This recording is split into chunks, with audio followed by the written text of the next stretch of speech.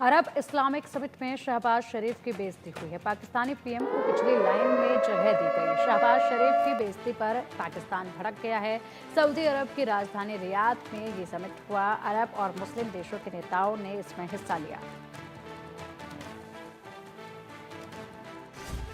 Pakistani PM Saudi में कैसे हुए लापता? दूरबीन से पीएम शहबाज को क्यों ढूंढ रहे हैं पाकिस्तानी? सऊदी अरब में शर्म से झुका पाकिस्तानियों का सिर। अरब इस्लामिक समिट में शहबाज शरीफ की घनघोर बेइज्जती।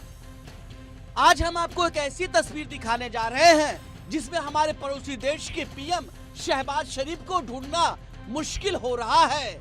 इस तस्वीर में पाकिस्तान के पीएम भी मौजूद तो हैं, लेकिन उन्हें ढूंढने के लिए पाकिस्तानियों को भी दूरबीन का सहारा लेना पड़ रहा है।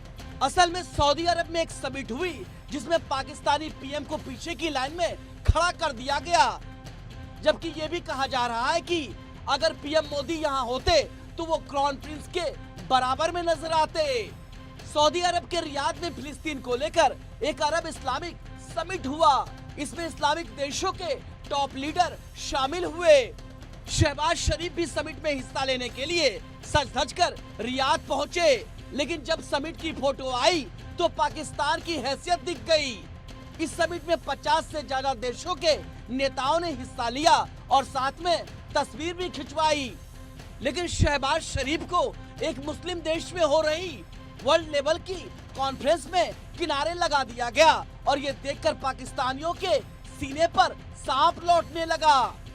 सऊदी अरब की राजधानी रियाद में हुए अरब इस्लामिक देशों के सम्मेलन से सामने आई तस्वीरों ने पाकिस्तानियों को परेशान कर दिया है। इस तस्वीर में पाकिस्तान के पीएम शहबाज शरीफ को पीछे की लाइन में जगह मिली।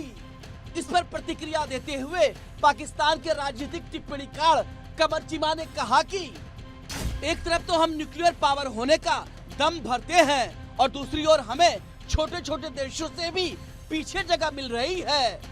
ये पाकिस्तान की दुनिया में गिरती हैसियत को दिखा रहा है।